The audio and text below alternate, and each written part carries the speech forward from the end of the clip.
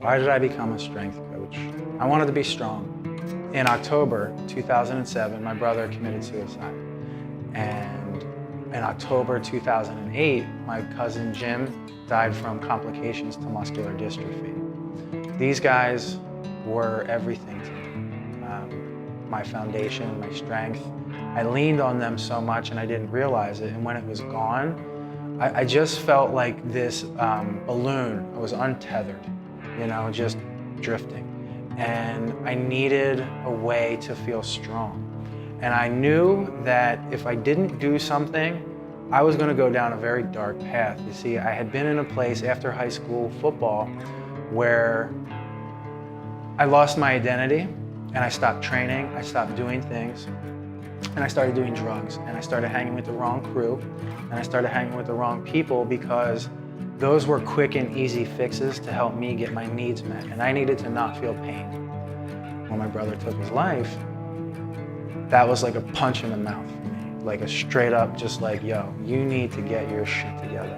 I pushed myself back into the gym and I started doing the program that I had in high school because in my mind I said, well, that's what I was doing, so I'm gonna go back to the gym, I'm gonna start lifting and training and doing these things again because I didn't want to take drugs, I didn't want to numb myself out anymore. I was tired of hiding, and the truth was that I always knew my brother took his own life. And I knew if I couldn't face my own shit, that I could do the same thing. But for the first month or two, I was like, yeah, you know, I'm getting after it, and I was pouring out all this energy, but then my body started to hurt. And old injuries from football started to creep up. And, you know, I saw people who were moving and doing really beautiful, wonderful things who were older than me, and they were training in ways that were different than me. And I just didn't know what I didn't know. I didn't understand anything. But I also knew that I needed an outlet, and this was it. So my brother had left 6 kettlebells. I still have them to this day. And I decided that I wanted to learn how to use them. As I learned about it and I started to heal my body and just my movement and feel a little bit better, that led me into learning more about nutrition. And so people started to notice as I was eating better and losing weight, hey man, you look great, you're doing this awesome stuff, and you're not so much of an ass anymore. Like, what are you doing? You know? And it was the kettlebell work, and it was eating better, and it was getting back in the gym that sparked something in me, because for my late teens and early 20s, people knew me as an aggressive, emotional monster. And so for people to start to see me in a different light and to allow me to not think of myself that way, that was strong for me. And that gave me a feeling of strength that I hadn't had. It felt real, and it felt authentic, and it was something that I wanted to help other people do. And so I looked into this kettlebell certification. It was very detail-oriented, down to everything, how to help somebody breathe properly. My coaches, they were really good at pushing us right to that edge, and they would see when we would start to shut down, and then they would reverse it and pull me right back in, off the ledge, and make me feel amazing. Like, hey, you're doing really great work. We're pushing you to the edge because we know you can get better. And so that mentality, right, like that was kind of like bred into me. What I think strength is the ability to overcome. It's not this, it's can you overcome it? And if you don't know how, let's figure it out, because there's always a way. Life happens in transition. It doesn't happen sitting down. It doesn't happen standing up. It happens moving. So we should be strong. We should be able to move well, then move often, and be strong in all of those positions.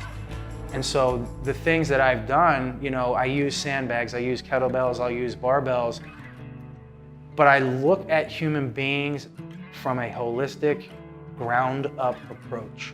And so if we have something that we want to get better, or you have a goal, then we go back down to the ground and we can re-engineer your movement, your mobility, your stability, the things that you need to feel stronger, safer, and more confident.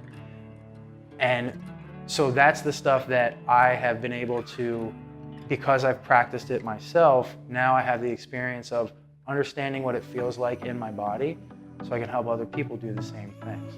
So we have a holistic sort of blend where we can hit people from an emotional level, physical level, and on the nutritional level as well, to help give them a foundation of health to build their success. People don't come here to stay the same. They come here to change something, to shift something, to get better at something, to, maybe they didn't get that physical education as a kid and now they're 50 years old and they're frightened to death of walking stairs or whatever. I want to meet that person right where they're at, and I want to grab them by the hand, and I want them to know that you're not alone, that you have somebody that is going to make sure you have everything you need along the step of the way. Any of my students, whether they're 5 and 6 years deep or they're 5 and 6 minutes deep, know that I am right there somewhere along the path, always accessible for them to have, for them to, what can I do here? How can I get better here? What's the thing that I need to do to get better, to move forward? Because in life, you're either growing or you're dying. There's no staying the same. I want this to be the best part of your day that isn't spent at home. I want you to come here and look forward to it. Be excited because you know who's going to be in class. Be excited because you know who's teaching that day. Be excited because people notice the change in you. I say that we create badass humans here because when people come in here and they go out into the world and they wear their badass shirts and they quote unquote are that badass, people are now looking to them for motivation, for guidance. How can I get better? Which means this bare knuckle strength thing is not just John Bair, that it permeates an entire community. I get to see people on a day-to-day basis go from powerless to powerful. And I would never want to do anything else.